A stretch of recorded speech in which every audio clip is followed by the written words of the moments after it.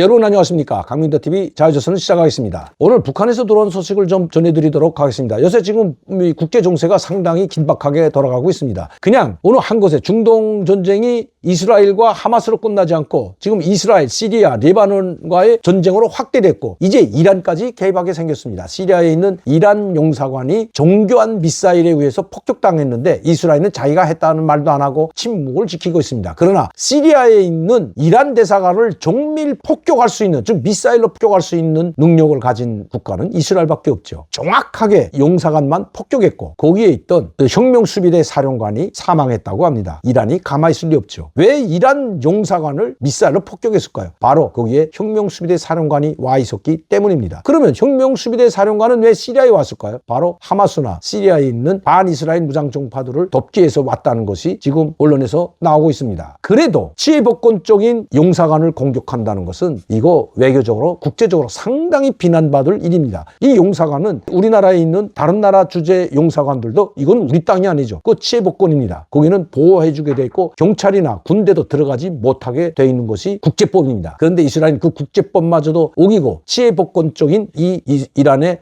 외교 건물을 폭격해 버려서 거기에 있던 사람들이 모두 사망하게 되었다는 것입니다. 이란이 이거 가만히 있을 리가 없죠. 그러니 이젠 중동 전쟁 이제는 확전은 불보듯 명백합니다. 바이든 대통령이 그렇게 이 네타냐후 총리에게 전쟁 확전을 좀 중단하라고 하지만 네타냐후 총리는 말도 듣지 않습니다. 그 배짱 하나만은 알아줘야 될지, 아니면 이게 만에 하나 중동 전쟁 확장돼서 여기에 이스라엘 대 반이스라엘 국가들인 시리아, 그리고 이라크, 이란, 레바논까지 모두 합세해서 이스라엘을 공격한다면 서방과 미국은 어쩔 수 없이 여기에 말려 들어갈 수밖에 없기 때문입니다. 그래서 지금 바이든 대통령도 극우 가자 지구에 대한 마지막 보루인 이 팔레스타인들의 보루, 하마스의 보루인 라파 지역에 대한 전면적인 포격이나 공격을 하지 말라고 합니다. 여기 150만 명이 밀집되어 있기 때문에 수많은 사상자가 난다면, 그렇게 된다면 이제 세계 여론의 문매를 이스라엘 때문에 이 바이든 대통령과 미국도 맞을 수가 있기 때문입니다. 그래서 한 발 빼는 듯한 지금 네타냐후와 바이든 대통령 간의 불화설이 계속해서 나오고 있죠. 사퇴하라고까지 이제는 말하고 있는 정도입니다. 제가 이 말씀을 드리고 있는 것은 바로 중동 전쟁이 확전된다면 우리 한반도 상황도 상당히 위기 국면으로 접어들 것은 틀림없어 보입니다. 그렇지 않아도 우크라이나와 러시아의 전쟁이 장기화되고 있고 일방적으로 우크라이나가 러시아의 이 방사포와 미사일 공격에 지금 일방적으로 당하고 있고 반공격 능력을 상실한 우크라이나는 지금 쩔쩔매고 있습니다. 그리고 이미 되찾았던 용토들을 조금씩 모두 다시 러시아에 내주고 뒤로 밀려나고 있는 형편입니다. 미사일과 포탄이 없기 때문입니다. 러시아가 10만 발을 쏠 때 10,000발도 쏘지 못하고 있다고 합니다. 물론 이 강력한 러시아를 대항해서 지금까지 버티고 있는 것만도 정말 그건 대단한 거죠. 이제는 물밑에서 나토와 서방세계와 미국이 러시아와의 이 지금 전쟁을 끝내기 위한 물밑 회담에 들어갔다는 이야기가 심심치 않게 나오고 있습니다. 수십만 명의 우크라이나 국민들이 목숨을 잃고 땅은 땅대로 뺏기우고 전쟁을 여기서 끝내라고 미국이나 서방이 압박한다면 젤렌스키 대통령인들 어쩌지 못하고 따를 수밖에 없는 상황입니다.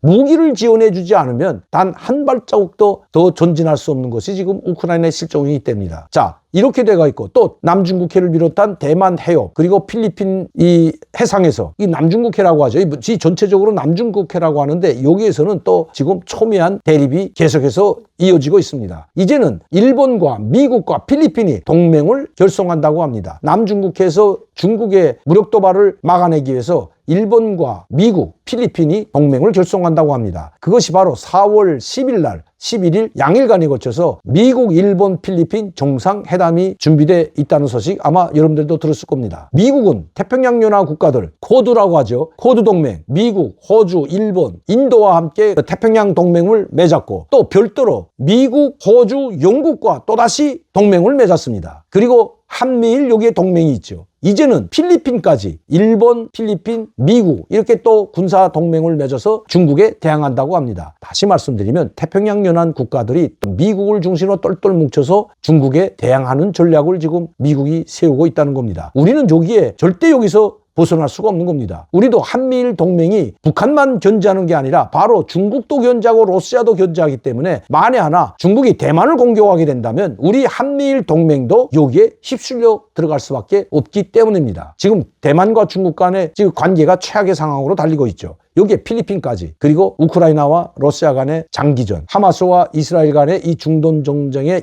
이란까지 개입되는 전면 개입은 바로 확전을 의미합니다. 상당히 위험한 상황으로 들어가고 있는데, 지금 이러한 때에 북한이 모든 전투 부대들의 비상대기령을 발령하고, 왜? 우리가 지금 한미연합훈련을 진행하고, 우리 여러분들도 아시다시피 한미일이 지금 공군연합훈련을 진행했죠. 제주도 상공에서 한미일 공군연합훈련을 하고 있는데, 여기에는 핵무기를 탑재할 수 있는 B-52 전략폭격기까지 동원됐다고 합니다. 자, 북한도 여기에 대비해서 지금 국첨성 미사일과 같은 새로운 신형 중장거리 국첨성 미사일을 발사하고, 동해상으로 수차례 미사일을 발사하고, 또 서해상에서는 연합부대 훈련이 실시되고 있고, 모든 전투부대들의 전투 대기 명령을 내렸다고 합니다. 북방 한계선이 있는 이 NNL 개선을 경계로 해서 서해부대, 즉 4군단과 서해함대 사령부의 군 역량을 집중시키고 있다고 합니다. 그와 함께 지금 북한에서는 때 아닌 50년 만에 반항공 훈련과 방공호 훈련을 벌이고 있다고 합니다. 이거 옛날에 북한에서 저희도 반항공 훈련, 또 이 위에서 이 둘둘 말아 내렸다가 그것을 쭉 풀어놓으면 집안에 불을 켜놓아도 불빛이 하나도 새어나지 않게 하는 것이 바로 동화관지인데,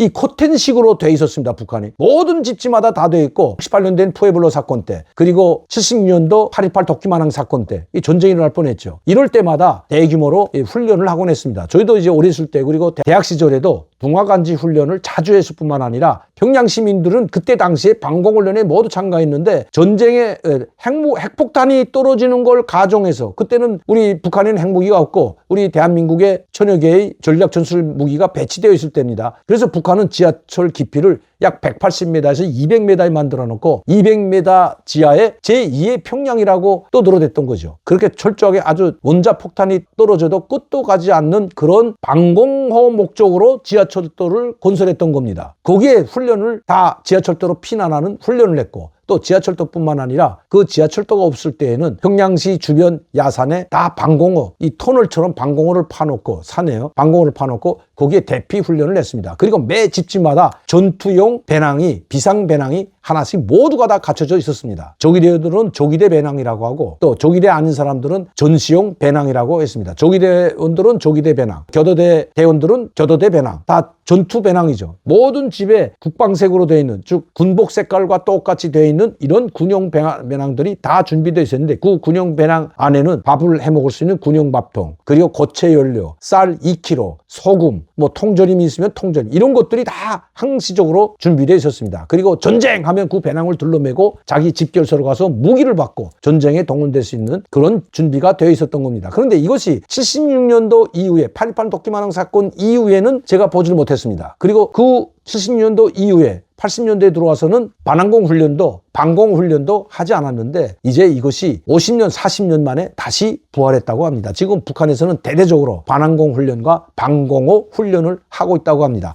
평양시뿐만 아니라 지방 주민들도 반항공 훈련, 방공호 훈련을 하고 있다는 겁니다. 이 반항공 훈련이 이같이 동화관지 훈련을 계속해서 밖에서 불빛을 집안에서 켜놓고 불빛이 새어나오나 이 고묘를 다니고 있다는 겁니다. 사이렌이 울리면 모두 방공호로 대피하고, 집은 열쇠를 걸고 방공호로 모두 대피하는, 그리고 2시간씩 대피해 있다가 사이렌이 오면 다시 집으로 돌아오는, 공장 기업소로 돌아오는 이런 방공호 훈련까지 지금 대대적으로 하고 있다고 합니다. 왜 그럴까요? 전쟁 분위기를 지금 고취시키고 있다는 것이 북한에선 소식입니다. 전쟁 분위기만 고취시키는 것이 아니라 자칫 국지전이 전면전으로도 될 수 있기 때문에 이런 만단의 준비를 하고 있다는 것이 북한에서 온 소식입니다.